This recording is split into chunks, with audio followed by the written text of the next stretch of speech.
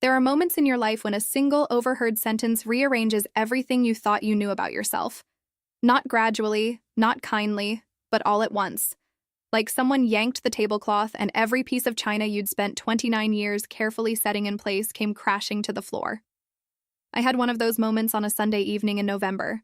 Standing in the carpeted hallway of my parents' Rockcliffe Park home, my knuckles raised to knock on what used to be my bedroom door, when I heard my mother's voice cut through the quiet like something meant to wound. I want to tell you about that moment. I want to tell you about everything that came before it and everything that came after. Because this story isn't really about a passport, though there is a passport, locked in a safe, stolen from my apartment by the woman who raised me. It isn't really about a flight to Portugal, though Jake and I were supposed to be wheels up on Thursday morning, 8 months of planning and anticipation packed into 2 carry-on bags. It isn't even really about the $127 in a savings account my mother controlled without my knowledge, or the $120 my father had collected from me for a car he already owned, or the job applications in Toronto that mysteriously never reached their destinations. It's about a daughter who was built to stay small, and what happened when she finally refused. My name is Emma Chen. I'm 29 years old. I work as a medical transcriptionist at the Ottawa Hospital, and until very recently, I lived in a tidy apartment in the Glebe neighborhood, a beautiful part of Ottawa, leafy and walkable, 15 minutes from my parents' house in Rockcliffe Park. I've spent 3 years in that apartment. 3 years of what I told myself was independence. Rockcliffe Park, if you've never been, is the kind of neighborhood where the houses sit well back from the street behind mature oak trees, and the driveways curve, and the lawns are never quite brown even in August. My parents bought their house there when I was 7, when my father's law practice started doing well.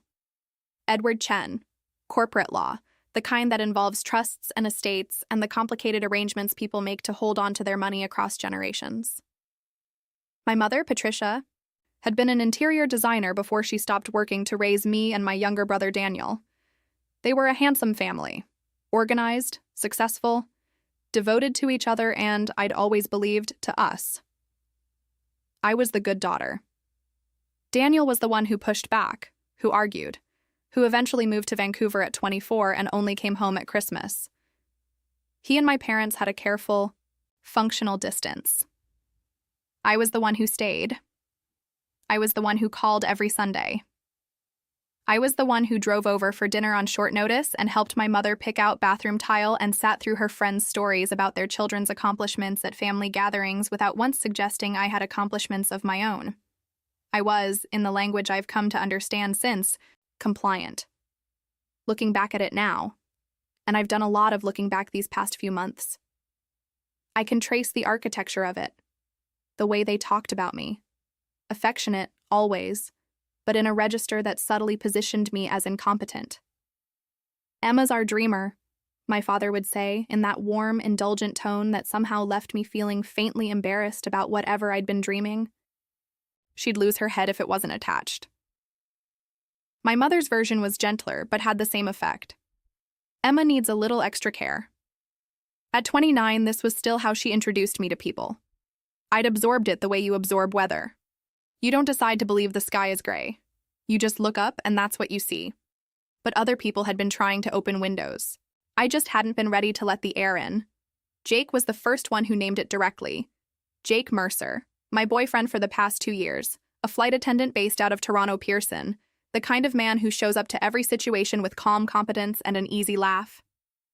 We met on a Rideau Canal skating day in February of the year before last, which is exactly as Canadian a first meeting as it sounds. He fell in front of me trying to avoid a small child. I offered him a hand up. He took it and didn't let go for about 30 seconds longer than necessary. 6 months in, he came to a family dinner at my parents' house. I remember preparing for that dinner the way I always prepared for anything involving my parents and someone I cared about, with a very specific, exhausting kind of vigilance. I'd told Jake to arrive at 6:30, not 6, because my mother preferred 15 minutes of setup time before guests arrived.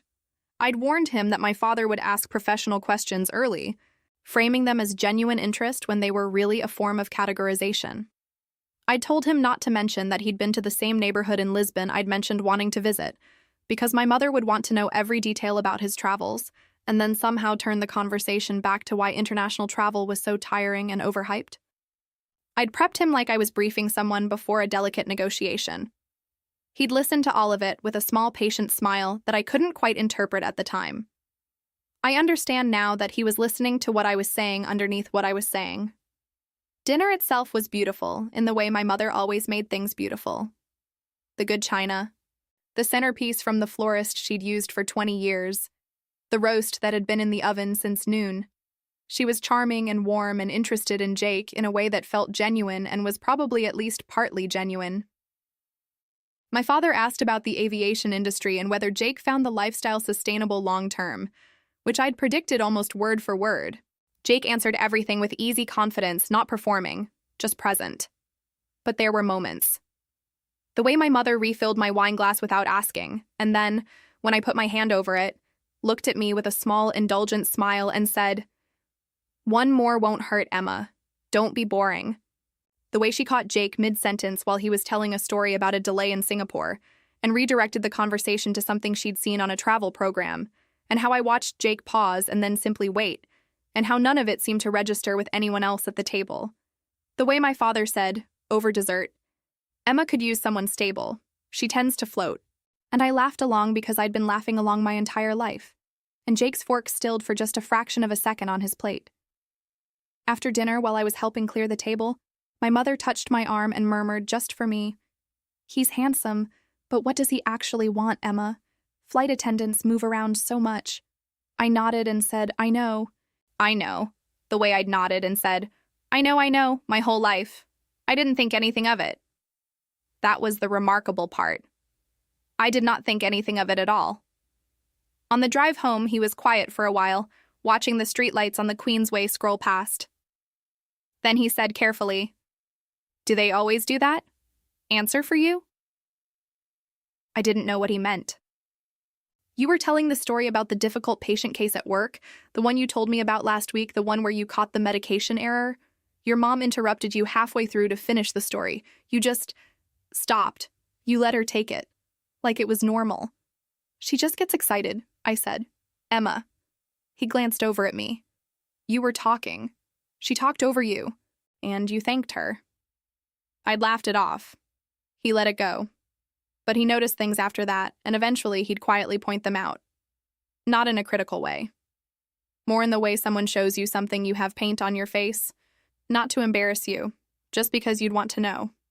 My colleague Simone was less diplomatic. Simone Okafor and I had shared a workspace at the hospital for 2 years. She was sharp and funny and had zero patience for what she called invisible fences. One afternoon in September, she watched me take a call from my mother during our lunch break. A call during which my mother asked whether I'd eaten, whether I'd worn my coat that morning, and whether I'd remembered to call the dentist. I was 29. The dentist part had been on my to-do list for 2 months. When I hung up, Simone looked at me with the expression of someone choosing their words with surgical care. "Your mother just called the hospital switchboard to ask if you'd eaten lunch?" she said. "Emma, you're a grown adult professional. Does she do this often?" "She worries," I said, "about a 29-year-old eating lunch." I didn't have an answer for that one. Simone was quiet for a moment, stirring her coffee. Then she set it down and looked at me the way she sometimes did when a patient file contained something that needed to be named rather than noted in passing. "I'm going to say something, and I want you to actually hear it, not just let it slide off." She paused. "You are one of the sharpest people in this department. You caught the Hendrix dosage error last spring before it reached the patient. You flagged the mislabeled cardiology files in March. You have excellent clinical instincts and a meticulous mind." She paused again. "None of that is consistent with someone who can't be trusted to remember to eat lunch. The only explanation is that someone has spent a very long time convincing you that you can't be trusted. And whoever that is has been wrong about you the entire time." I remember picking up my sandwich and taking a bite and not responding because I genuinely did not know what to do with what she'd just said. I filed it in the same place I filed everything that didn't fit the picture, a drawer I didn't open very often. But it stayed there. It stayed there until I had a reason to open the drawer. And then there was Daniel. Christmas, 2 years back. A little wine in him, standing by my parents' fireplace, watching me let my mother straighten the collar of my blouse without comment. "You know they're never going to let you actually leave, right?" he said quietly, low enough that our parents couldn't hear. "You're the practice kid. You're the one they needed to work. I got out, so they shifted all of it onto you. Every bit of control they couldn't put on me." "That's not fair," I said. "No," he agreed. "It isn't." He moved away to talk to someone else. I stood there with a glass of wine and let myself forget he'd said it. The way I let myself forget everything that didn't fit the picture I needed to believe. But here's what I remember about the rest of that Christmas evening. I remember watching Daniel laugh with my parents over the dessert table, that easy laugh he'd developed, the one that kept the peace without costing him anything, the laugh of someone who had made his exit long ago and could afford to return for holidays because he was not actually staying. I remember envying that laugh, not understanding why yet. I remember my mother refilling my champagne flute and saying, "Emma always gets a little emotional at Christmas," and everyone smiling indulgently, and me smiling too, and understanding even then. Somewhere beneath the surface of that smile, that being called emotional was functioning as a lid on something. That the lid went on every time I got close to feeling the thing underneath. Daniel knew. He'd known for years. He had built his life in Vancouver partly because he'd understood something I hadn't been ready to understand. That staying close was not the same as being loved. And that the love being offered here came with a price that would get more expensive the longer you paid it. I wouldn't understand any of that for another 2 years. I stood at the Christmas fireplace and smiled and drank my champagne and went home alone and called my mother the next morning to thank her for a lovely evening, just like I always did. The picture where my parents were loving. The picture where I was lucky to have them. The picture where the smallness of my life was my own limitation, my own tendency to dream without follow-through, my own scattered, forgetful, helpless nature, not something that had been carefully cultivated. That picture shattered on a Sunday in November. I'd come to Rockcliffe Park for what I thought was a casual dinner visit. Jake and I were leaving for Lisbon Thursday morning. 8 months of planning, 2 booked flights, an apartment rental in Alfama for 10 days. It was the first time I'd be traveling internationally in 3 years. The first time Jake and I were taking a real trip together. The first time I would stand in a city where no one knew my parents' names. My passport should have been in the top drawer of my bedside table. I'd checked it Tuesday night before bed, just to reassure myself. But Thursday was 2 days away and I wanted to pack properly, so I looked for it Saturday morning. And it was gone. I spent 4 hours dismantling my apartment, checked every drawer, every bag, every pocket of every coat. Nothing. I was baffled. And a little panicked, and also doing that thing I'd been trained to do so well, assuming it was my own fault, my own forgetfulness, my own carelessness. I remembered then that my mother had stopped by unexpectedly the previous Sunday. She'd asked to see my passport, said she'd never looked at my passport photo and wanted to see how I looked in it. We'd laughed about it together. She'd held it in her hands for a minute, said I looked younger in it. I assumed I'd set it down somewhere after she left and forgotten where. So I drove to Rockcliffe Park Sunday evening, planning to look through my old bedroom in case I'd left it there during a previous visit. I let myself in through the side door with my key, thinking I'd slip upstairs quietly before dinner. And I was 3 feet from my childhood bedroom door, hand raised to knock when I heard her. She won't even notice it's gone until Thursday. By then, Marcus will have explained the opportunity here, and she'll forget all about that flight attendant. My hand froze in the air. My father's voice quieter. "You're sure the safe combination hasn't been written down anywhere?" "Positive. And even if she somehow gets suspicious, what's she going to do? She's 29 years old and she's never made a real decision in her life. She'll cave like she always does." The floor did something I don't have adequate words for. It didn't disappear exactly. It stayed right there under my feet. But it stopped being reliable. It stopped being what I'd understood it to be. Then my mother again. Her tone so casual, so unbothered, so utterly certain. "Emma's not actually capable of independence. We raised her that way on purpose. I want you to understand what those words did to me. Not just what I thought in that first second. I'll get to the thinking. First, I want to describe what happened in my body, because the body understands things before the mind catches up. My chest closed like a fist. My vision went strange, the edges of the hallway softening and pulling inward. My raised hand came down slowly and pressed flat against the wall, because I needed something solid. The carpet under my feet felt very far away. The hum of my parents' house, the furnace, the refrigerator from down the hall, the small ambient sounds of a warm home in November seemed to get louder and louder until it was almost deafening, and then went completely silent. We raised her that way on purpose. She wasn't ashamed of it. That was the part that landed deepest. She wasn't whispering a confession. She wasn't ashamed of it. She was calm. She sounded like she was describing a project that had gone according to plan, which was exactly what it was. I stood in that hallway for what might have been 30 seconds or 5 minutes, I genuinely cannot tell you. Long enough to hear my father mention Marcus Weatherly. A lawyer at his firm, apparently. Long enough to hear that Marcus had been asking about me. That there was a charity gala in 2 weeks where an introduction had been arranged. That in my parents' timeline, I would miss my Thursday flight, I would forget about Jake, and I would turn my attention to a man they'd selected, who would, in their words, keep me in Ottawa. Close by. Close by. My father said it like a warmth, like a preference, like the most natural thing in the world.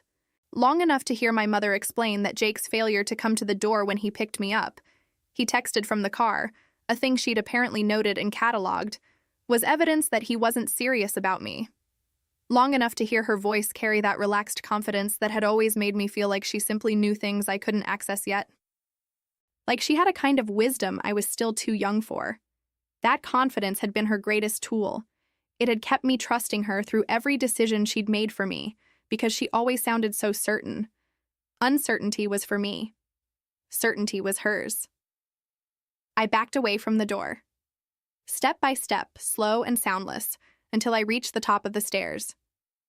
Then I walked down them without touching the rail, moved through the kitchen, picked up my coat from the hook by the side door, and left.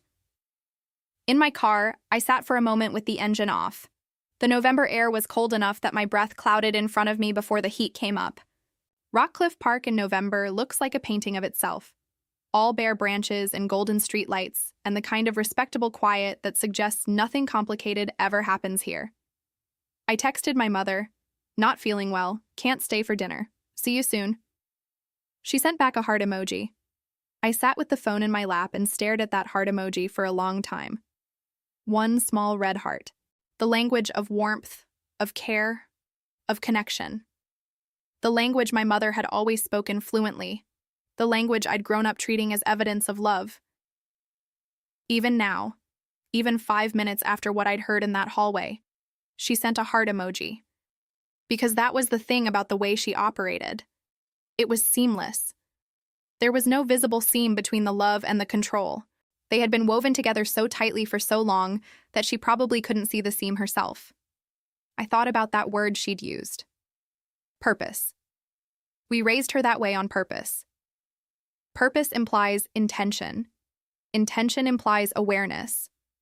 Awareness means she'd known, all along, that the version of me she was presenting to the world, the scattered one, the one who needed extra care, the one who'd lose her head if it wasn't attached, was not the real version.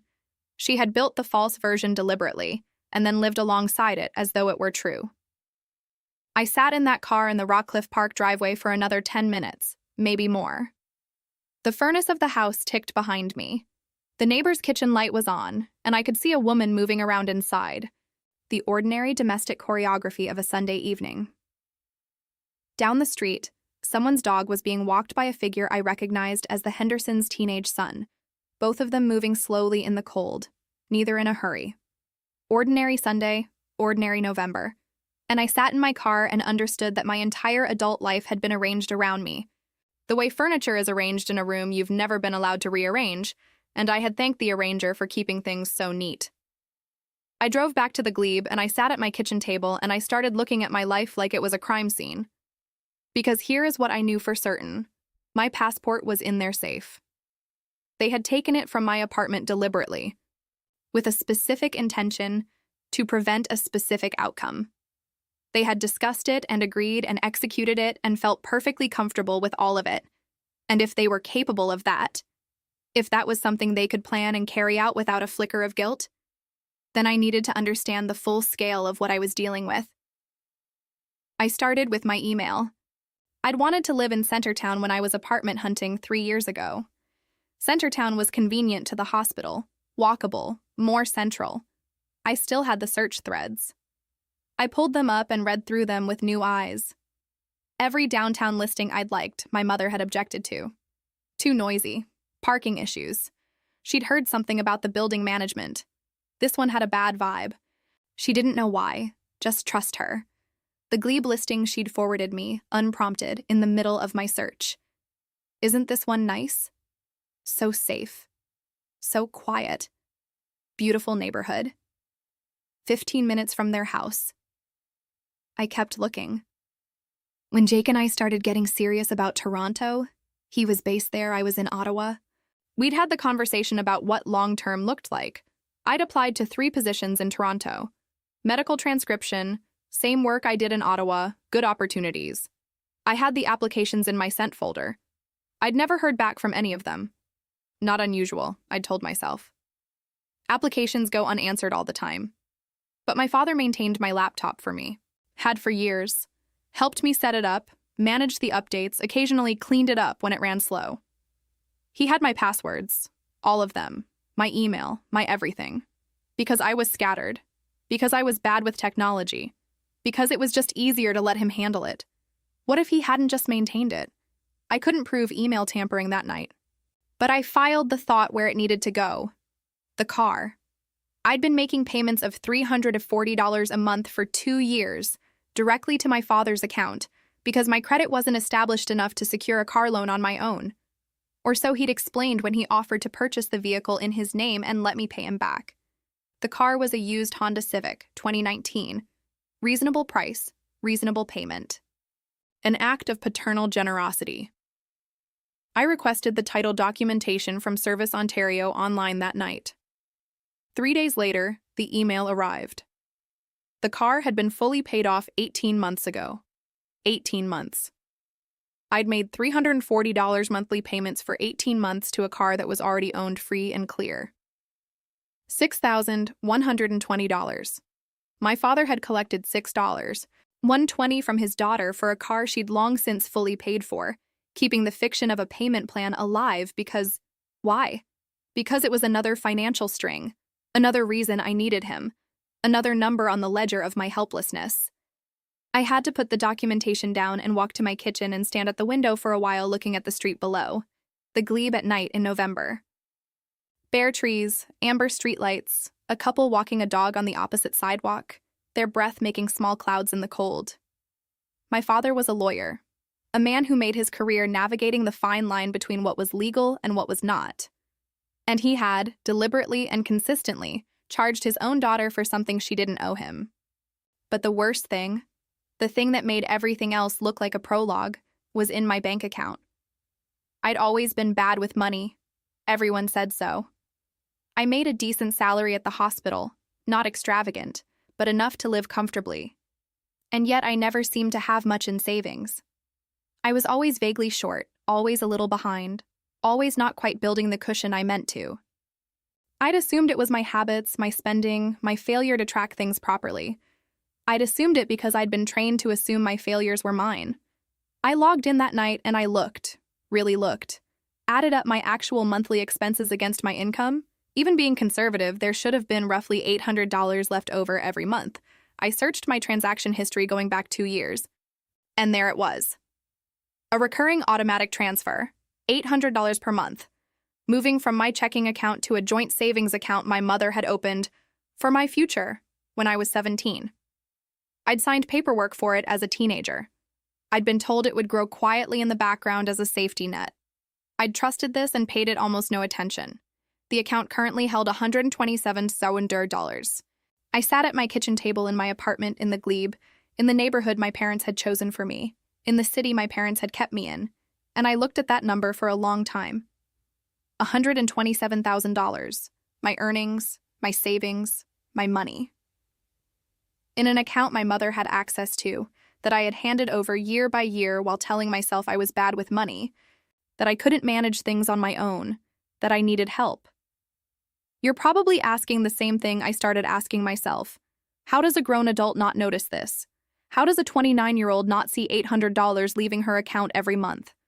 And here's the answer that I have to give you honestly. even though it's not a comfortable one. They told me I couldn't manage money, and I believed them. They told me the account was something my mother handled, and I nodded. They built a complete system and then trained me to look away from it. The scariest kind of cage isn't the one with obvious bars. It's the one where you've convinced yourself you're just bad at walking in straight lines. I got up and made tea. I don't know why. Just needed something to do with my hands. And stood at the kitchen counter while it steeped and tried to do the math on my life. Not just the money. All of it. The apartment I hadn't chosen, the car I'd paid for twice, the job applications that had vanished, the phone calls about whether I'd eaten lunch, the Toronto listings she'd talked me out of, the way she'd finished my sentences at dinner for 29 years, the way my father called me a dreamer and smiled while he said it, the way that smile managed to make dreaming sound like a symptom. Every single piece of it had a logic, a coherent, architectural logic. It wasn't random overprotection or the bumbling anxiety of parents who loved too hard and didn't know better. It was systematic. It was designed.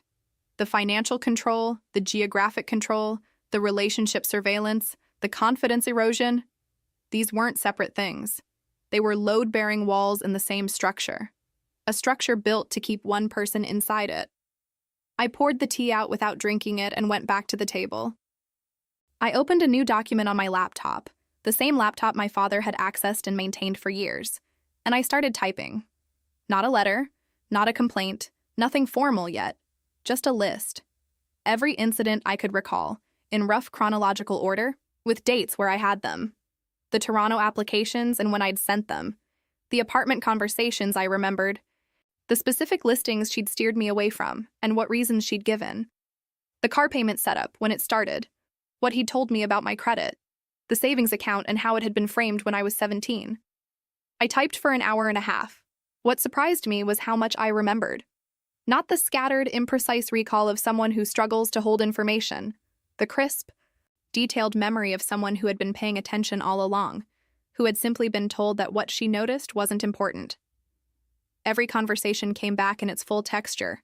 The specific words, the specific locations, the specific expressions on their faces. My memory had been working perfectly. I'd just been trained to distrust it. When I finished, I had 4 pages of single-space notes and the beginning of what my lawyer would later call an unusually well-documented case.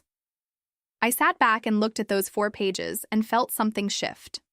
Not relief yet. Something more like the moment before a held breath is released, the last second of tension before everything changes direction.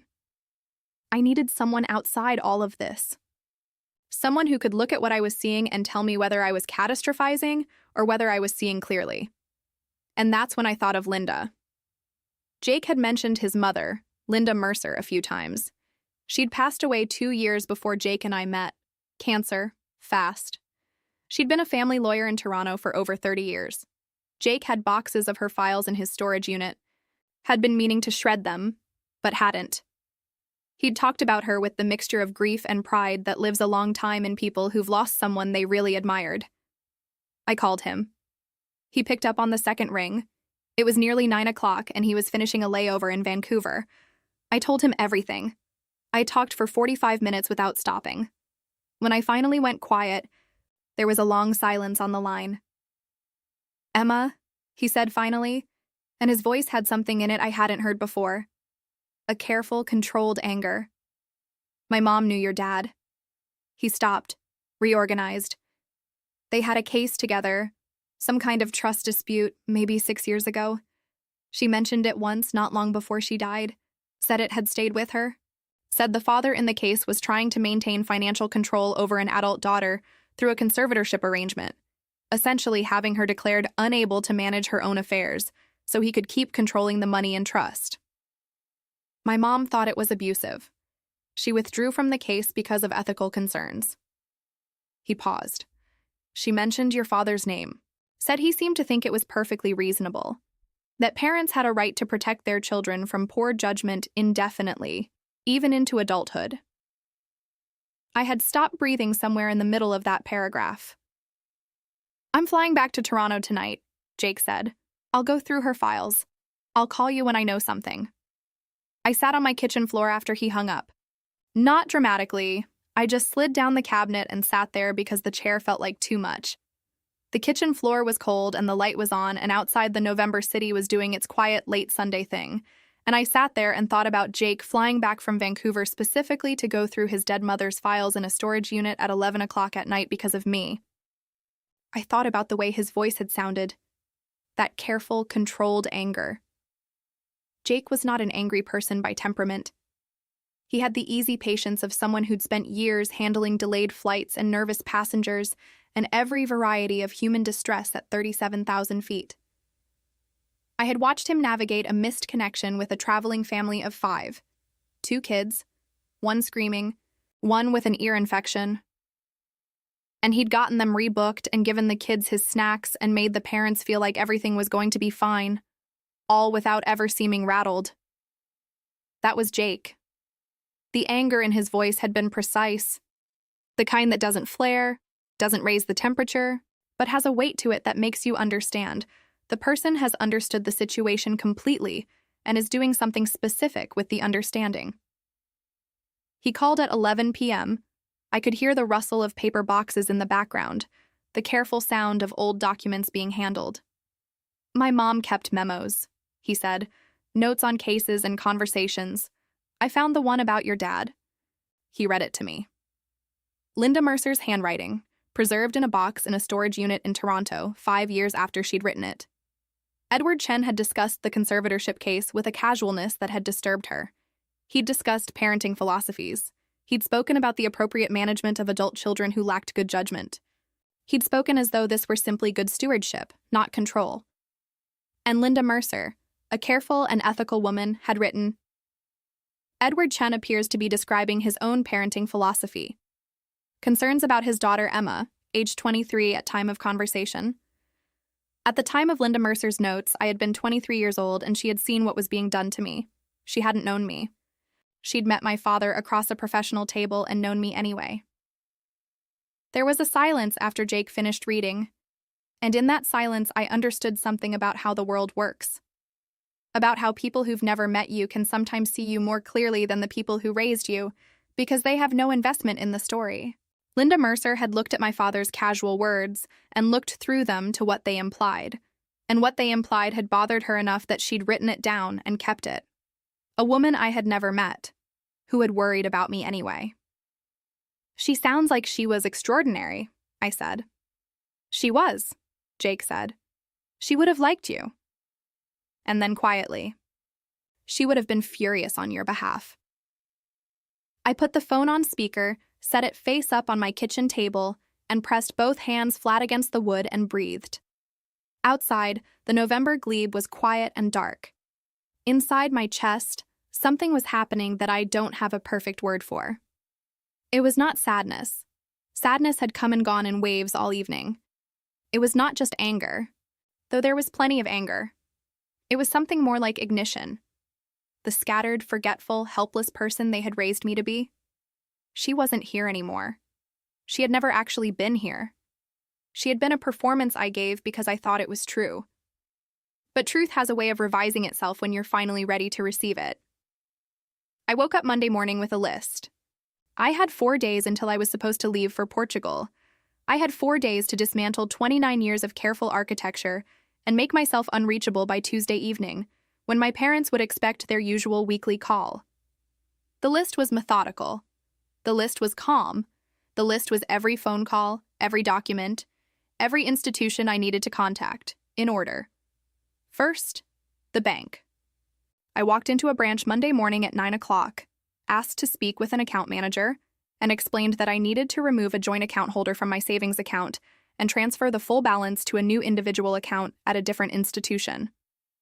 The representative, a young man named Derek who had clearly not encountered this particular conversation before, suggested gently that I might want to discuss it with the other account holder first.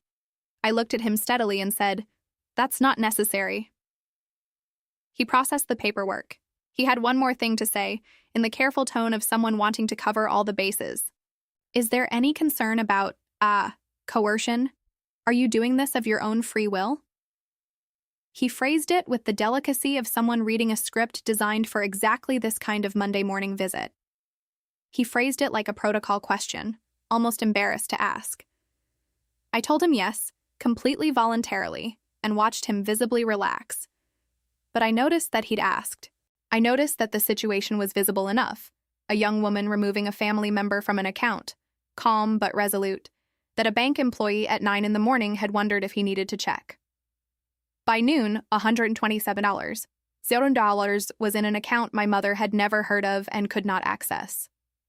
I want to tell you what it felt like to walk out of that bank branch and onto the Monday morning street in downtown Ottawa. The sky was the kind of pale November blue that looks almost apologetic, the sidewalks busy with the ordinary commuter traffic of a city going about its week. I stood for a moment on the step outside the door and felt the cold air on my face and understood, with a sudden and specific clarity, that I had just done the first genuinely independent financial act of my adult life. Not investing, not budgeting, not making careful small decisions within parameters someone else had defined. I had looked at something that belonged to me, that had been managed on my behalf without my knowledge, and I had taken it back with my own name on it. It sounds small when I say it that way. A bank visit, a form, a transfer. But the smallness of the action was the whole point. The people who build these systems rely on the actions being too small to feel worth taking, on the person inside them deciding that the energy required, the confrontation implied, the uncertainty involved, is simply not worth it. They rely on the cage feeling more manageable than the door. I had always felt that way. I had always calculated that the easier thing was to stay inside what was known and adjust my desires accordingly. Standing on that sidewalk, I understood that the calculation had been costing me 29 years. Second, the locksmith. I called one that afternoon and had all the locks in my apartment changed. The cost was $340. I noticed the number with a dry satisfaction. The locksmith was a compact, cheerful man named Gary who had clearly heard everything and asked nothing. He did his work in 45 minutes, tested each lock twice, and handed me 3 new sets of keys. When I gave him my credit card, he glanced at me once, just once, with the brief, assessing look of someone who notices things without making them into a production, and then looked back at the terminal. I tipped him more than usual. He said, "You have a good day now," and left, and I locked the door behind him with the new key and stood in my quiet apartment and felt, for the first time, that it was actually mine. Third, a family lawyer.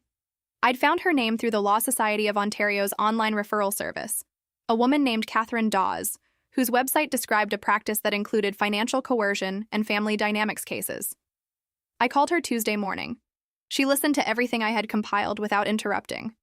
When I finished, she told me 2 things. 1. As an adult, I had full legal ownership of my passport and my parents had no right to retain it. Doing so was potentially theft or coercion under the Criminal Code of Canada. 2. The car payment situation was a civil matter involving financial deception and potentially fraud. She drafted a demand letter for the passport's return and flagged the financial deception in writing.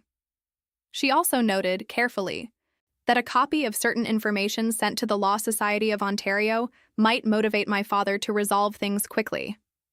Catherine Dawes spoke like a person who had handled these situations before. Not in a clinical, detached way, she was warm enough, but in the specific, efficient way of someone who understood that the goal here was not to process a person's emotions, but to build a structure that kept them safe. She asked me twice if I felt physically safe in the immediate term, and both times I said yes, and she believed me and moved on. At the end of the call, she said, "You've done more preparation and documentation in 4 days than most people do in months. You're going to be fine." I hung up and sat with that sentence for a minute. Fourth, the Ottawa Police non-emergency line. I explained the situation. I was calm, I was specific, I had documentation. The dispatcher connected me with Constable David Williams, who listened with the practiced patience of someone who had heard many complicated family situations. He agreed to accompany me to my parents' home to facilitate the return of my property. Fifth, my landlord. Except I'd never actually had my landlord's contact information. My father handled the lease, which had seemed like a convenience and which I now understood was a control point. I found the property management company through the building's exterior signage, called the office, and asked about my lease terms. The leasing agent pulled up my file and told me I was on a month-to-month agreement, could leave with 30 days' notice. My father had told me I was locked into a 2-year lease. I stood in my kitchen and wrote down all the exits they had sealed, and then I checked them off, one by one, as I opened them. The job in Toronto, I'd mentioned to Jake once, months ago, that a position had been listed at a hospital in North York, and I'd thought about applying. I reached out to the hiring manager through LinkedIn with a direct message and my professional credentials. She wrote back within hours. She'd never received an application from me. She asked if I'd be interested in interviewing when I was next in Toronto. I wrote back, "I'll be there in 10 days. By Tuesday evening, I had changed my locks, moved my savings, secured legal counsel, arranged police accompaniment, confirmed my lease terms, and opened a conversation with a potential employer in the city where I was planning to move.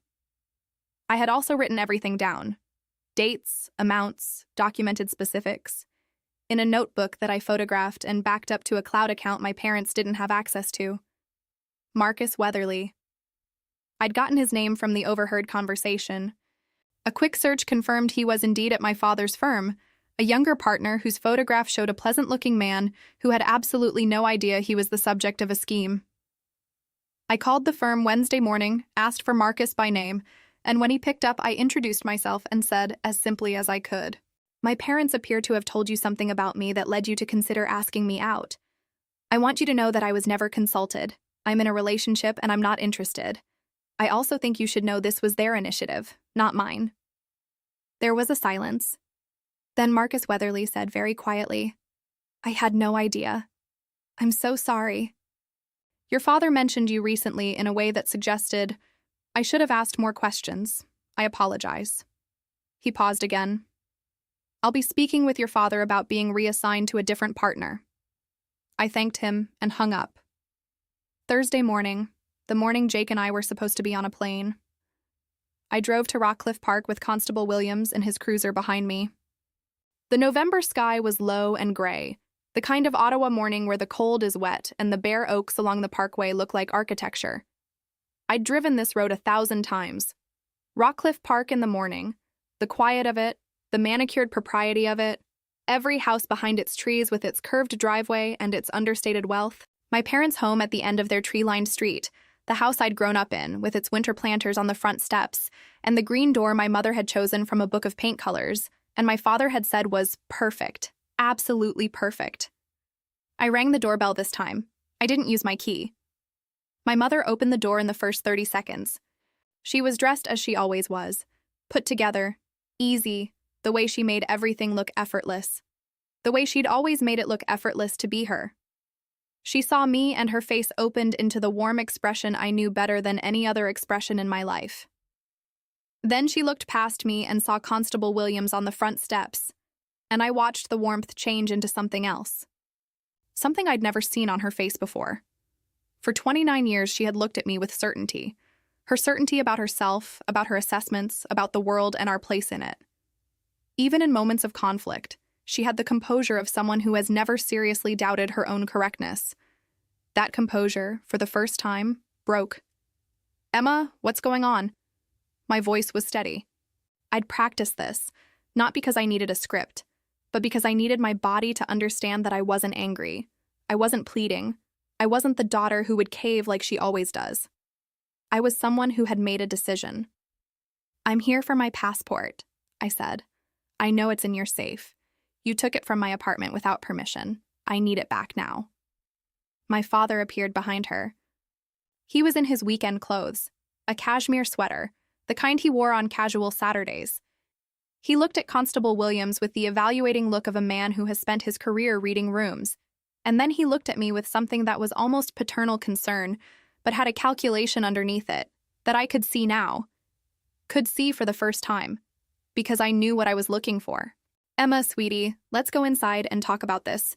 You're clearly upset, and—" "I'm not upset," I said. And here is the thing about that sentence that I want you to understand. I meant it completely. I was not performing calm. I was not suppressing a breakdown that would come later. I was calm in the way that comes after a storm has passed through and taken everything with it and left the air completely clear. The kind of calm that only exists on the other side of something irrevocable.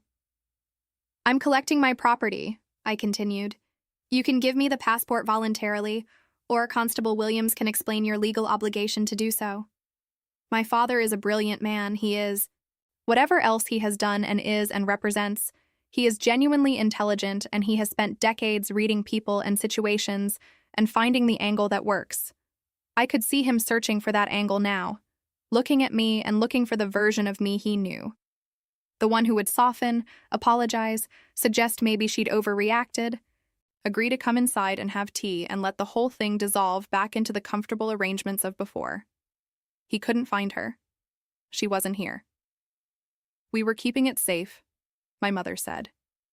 Her voice had that measured, reasonable quality she deployed when she was managing a situation. You mentioned you couldn't find it. So, when I saw it at your apartment, you took it deliberately to prevent me from traveling, I said.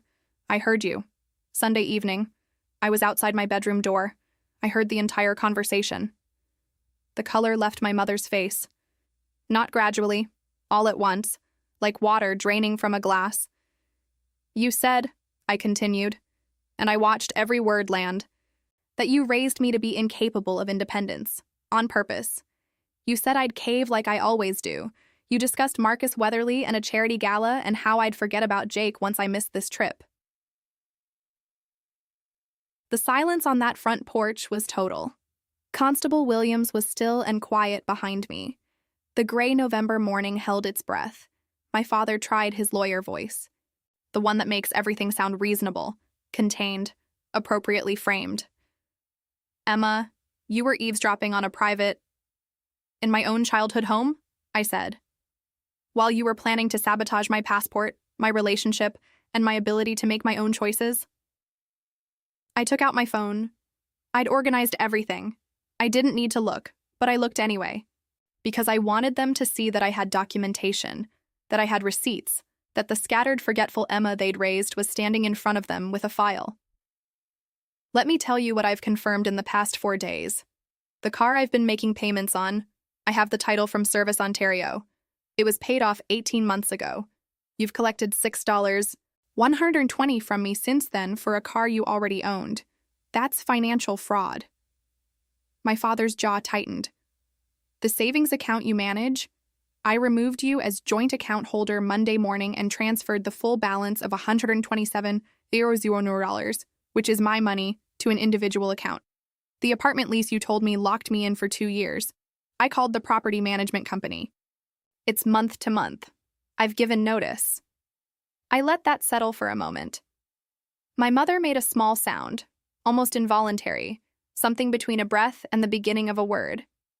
My father's jaw had gone tight in the way it went when a case wasn't moving the way he'd planned. I'd watched that jaw tighten in client meetings he sometimes let me observe when I was younger, fascinated by his courtroom ease. I understood now that I'd spent 29 years learning to read my father's face in order to avoid provoking it. That my whole adult life had been shaped partly by the habit of watching for the moment his expression shifted and adjusting myself accordingly. I was not adjusting anymore. The job applications I submitted to Toronto, I'll be following up on why 3 separate applications sent from my laptop never reached their destinations. The apartment listings you steered me away from, I remember all of them. Every decision you made for me, every limitation you convinced me was my own inadequacy. I see it now. All of it. My mother looked at my father. My father looked at me. And I saw the moment, the specific physical moment, when he understood that there was no recoverable angle here. His posture changed. Not dramatically, not a collapse, but something went out of his spine that had always been there, a quality of absolute certainty. He tried one more time, quieter now, almost gentle. Emma, we've only ever wanted to help you. Everything we've done. No, I said. It was the first time in my life I had cut him off mid-sentence. The word fell between us like a stone into water. You tried to control me, I said. You built a cage and convinced me it was love. Constable Williams cleared his throat quietly. The passport, please. My father turned and went back into the house.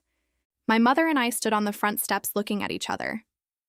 There is a version of this story where I would want to tell you that I felt nothing, or that I felt righteous, or that I felt victorious. The truth is more complicated. I felt the shape of what I was losing. The version of my family where everything had been fine, where I'd been loved without an agenda, where Sunday dinners were just Sunday dinners.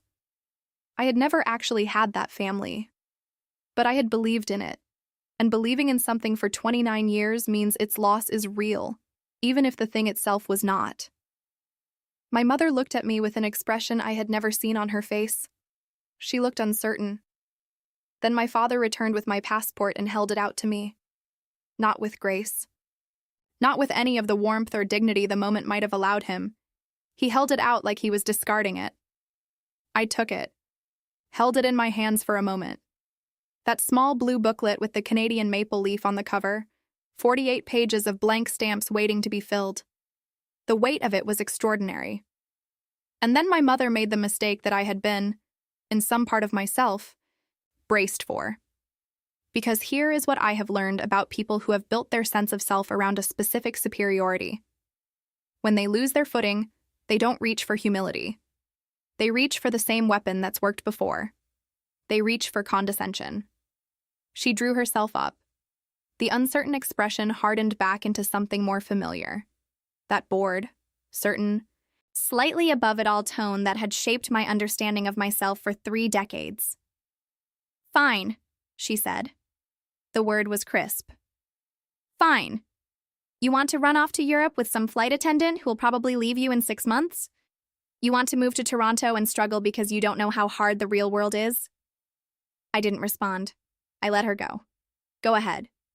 But don't come crying to us when you realize we were right. We've spent 29 years protecting you from yourself, and this is the thanks we get?" Constable Williams was very still beside me. A neighbor's dog barked once, somewhere down the street. My mother wasn't done.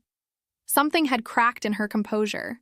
Maybe the sight of my face, which was not angry and was not hurt, and was not the face she knew how to read, the one she could work with.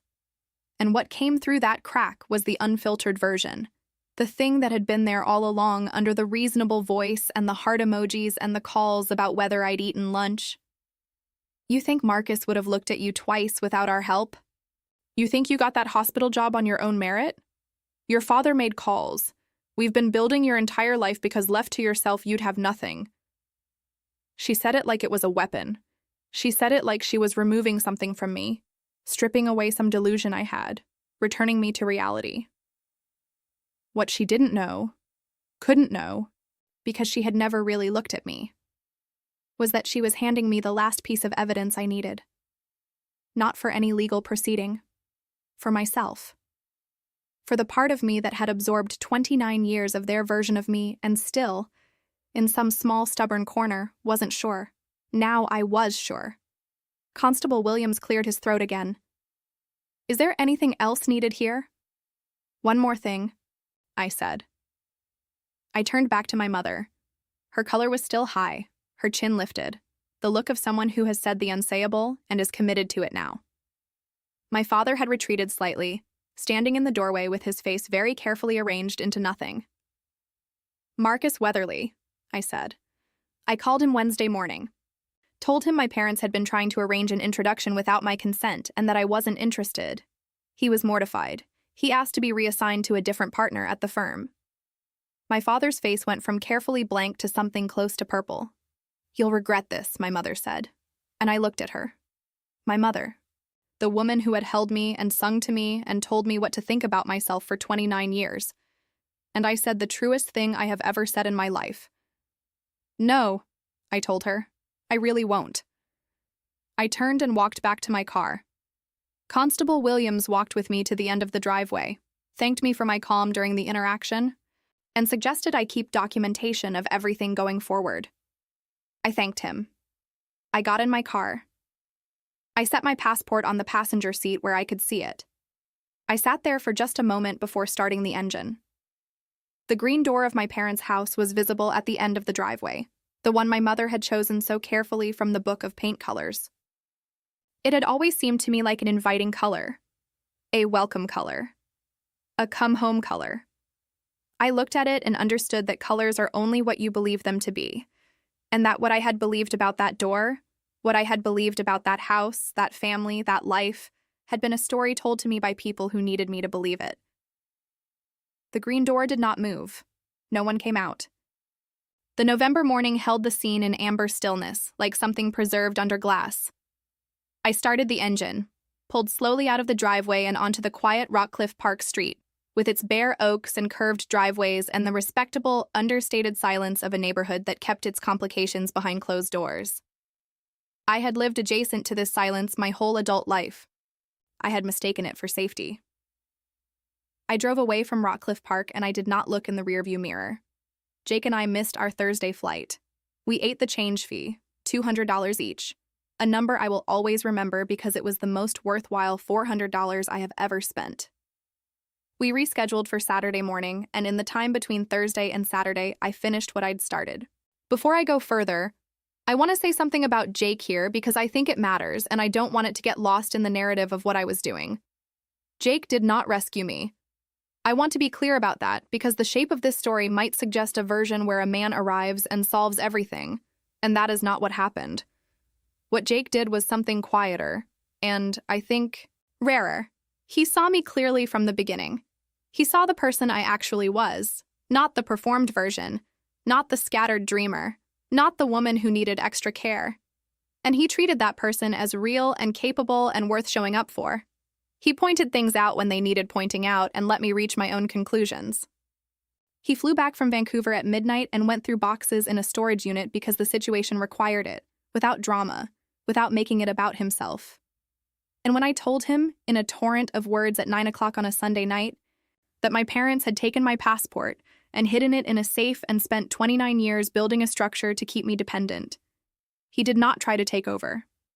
He did not produce a plan or a solution or a protective instinct that would have replaced one form of management with another.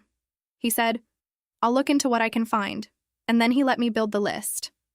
That is what it looks like when someone actually loves you and trusts your competence. I didn't have a comparison point before. I do now. Friday morning, I went to the Toronto job interview by video call in my apartment in the Glebe, wearing the blazer I'd bought for the Portugal trip.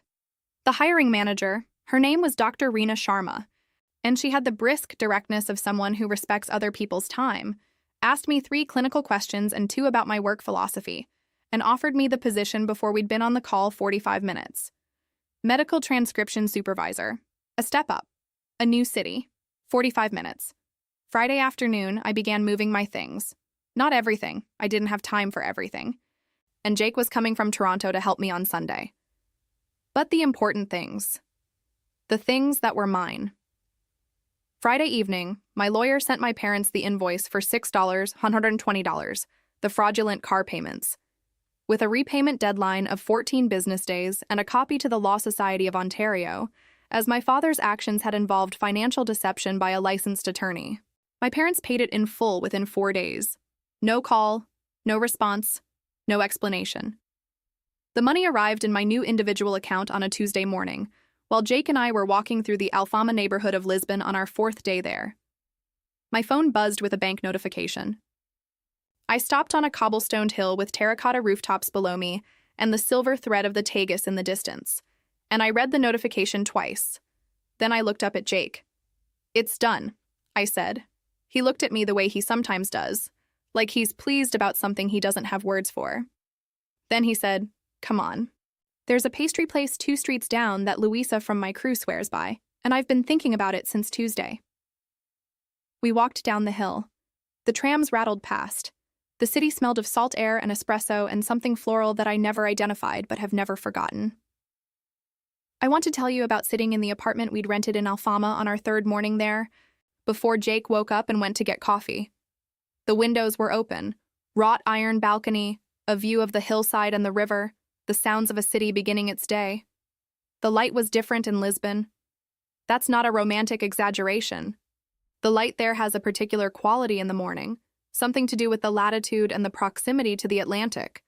A softness and brightness at the same time that makes everything look like it's been seen clearly for the first time. I sat at the small table near the window with a glass of water and my passport in my hands, just sitting with it, not going anywhere, just holding it. I thought about my mother's voice in that hallway, the casualness of it, the certainty. Emma's not actually capable of independence. We raised her that way on purpose. I thought about the way I'd stood frozen with my hand raised to knock, the way the floor had gone strange beneath me. And I thought about how she wasn't entirely wrong. In one narrow technical sense, they had raised me to be incapable. They had done it deliberately and successfully. I had spent 29 years confirming their thesis about me, not because it was true, but because I had no other available truth to test against it. But here is the thing about being raised as a person who cannot function without support. When you finally reach for a thing with your own hands, you discover that your hands work. They have always worked. The limitation was never anatomical. Lisbon does something particular to a person who has never allowed herself to simply exist in a place without accounting for it to anyone. I walked streets that had no connection to my history. I ate lunch at a plastic table on a sun-warmed square, and no one in the world knew where I was except Jake, and Jake was 3 feet away eating the same thing. I got slightly lost twice and found my way both times using nothing except a phone and my own judgment and the willingness to ask a local for directions. Small freedoms, you might say, the smallest. But when you have spent 29 years being told you are not competent to have them, the smallest freedoms feel enormous. They feel like evidence. We took a ferry across the Tagus one afternoon, Jake and I, to the town of Cassilis on the southern bank. Stood on the deck with the wind off the estuary and watched Lisbon recede into its hillsides and its monuments. I had a specific thought, standing there. I am not afraid. It was specific because it was unusual. I had been afraid for so long, not dramatically. Not in ways I'd have named as fear, but there had always been an ambient anxiety, the low-level hum of a person waiting to be told she'd done something wrong, forgotten something, failed in some small way to be adequate. Standing on that ferry with the water dark green below me and the sky enormous above me, I was not afraid. I was simply present, in a place of my choosing, with a person who had chosen me back. Jake didn't say anything profound on that ferry. He pointed out a cormorant sitting on a dock piling and speculated about what it was thinking. We disagreed about this warmly. He was wrong about the cormorant. I told him so. He laughed. It was nothing. It was everything. I have thought a lot in the months since Lisbon about what I would say to a version of Emma who was still in that hallway, still frozen, still trying to figure out if what she was hearing was real. And what I would say is this: the moment you find out is not the moment you have to fix it. Those are two separate moments, and between them you are allowed to breathe. You are allowed to feel the floor go strange. You are allowed to sit in your car in the driveway and just exist for a minute while you become someone slightly different. You don't have to have it all figured out before you move. You just have to move. Daniel texted me from Vancouver when I was in Lisbon. Word had reached him through some family channel or another. He sent 3 words. You actually did it. I sent back. Apparently I always could. He sent a single laughing emoji. Then, I know, I always knew. They should have known too. They should have. But that is perhaps the most ironic part of all of this. They made me capable of doing exactly this. Every controlled situation, every decision they made for me while telling me I couldn't make my own, every single time they underestimated me to my face and congratulated themselves on it, they were wrong. They had been wrong about me the entire time. They spent 29 years raising a daughter who couldn't function without them. And what they actually raised was someone who, when she finally had cause to function without them, did it in 4 days. My mother wanted to keep me small. She wanted to keep me close. She wanted the version of me that would always need her, always come home, always cave. What she got, in the end, was a daughter in Lisbon with a job offer in Toronto and $127,000 in her own account and a passport full of blank pages. I've used 2 of those pages since. I intend to fill them all. Simone from the hospital texted me the week after I got back from Portugal. Did you really remove your mother from a joint account and move to Toronto? Emma, I am so proud of you. Come back and say goodbye before you go. I went back to the hospital one Tuesday afternoon and brought Simone coffee from a place on Bank Street she liked. We sat in the staff lounge for an hour and I told her most of it. When I got to the part about the savings account, she set her coffee down and looked at me with an expression of complete, unsurprised vindication. I always knew you had it in you, she said. I just wasn't sure you knew. I didn't, I said. Not really. She picked her coffee back up. Well, You do now. I do now. Jake and I are in Toronto. The North York apartment is smaller than my Glebe place, and I am still learning which coffee shops to trust and which subway line actually matches the map. And Dr. Sharma runs a tight department that requires me to be sharper and faster than I've had to be before. I am not struggling. I am, for the first time in my adult life, actually busy with my own life, not the one someone else built around me. My parents and I do not speak regularly. There was one call in January initiated by my father that lasted about 12 minutes and accomplished nothing except confirming that we were not yet ready to have a real conversation. I am not ruling out that we ever will be. I am also not waiting for it. Some things take time. Some things require people to see themselves first, before any conversation can be honest. What I can tell you is that I don't wake up angry. I expected to. I expected to carry the anger the way you carry a stone, aware of its weight, shifting it from hand to hand. But mostly what I feel is clear, something adjacent to relief. The particular lightness of a person who has stopped working to hold up a story that was never true. There are moments, I want to be honest about this, when the grief surfaces without warning. Not for what happened, but for what didn't. For the version of my childhood that existed only in my belief in it. For the Sunday dinners that were just Sunday dinners. And the mother who asked about my coat because she was cold too, and remembered what that felt like. And the father who called me a dreamer, and meant it as a compliment, not a management strategy. That family was never real. But I had loved them, the imagined versions of them, completely and without reservation, the way children love before they've learned to audit the love they're given. And losing a fiction you've loved, honestly, is still loss. I let myself feel that when it comes, and I don't apologize for it. But then I make coffee in my North York kitchen and Jake is reading something at the table and the morning light is coming through windows I chose. And the life around me is mine. Genuinely, unreservedly mine. And the grief folds itself back into its pocket. It comes from the past. Everything else is here, in this present. And the present is very good. My mother said I'd fail without them. My mother said I'd come crying back. My mother said I was not capable of independence. She said it in that casual, certain, almost bored tone of a woman who had tested her thesis for 29 years and never had reason to doubt the results. She just never accounted for the possibility that the test itself was the problem, not my capability. The test. Here's what I know now. There is a meaningful difference between protection and control, and it lies almost entirely in intention. Genuine protection wants the protected person to eventually not need it. It builds toward independence. It celebrates the moment the child becomes capable. Control, wearing the mask of protection, does the opposite. It cultivates need. It sustains dependency. It arranges the world to make independence look frightening and failure look inevitable.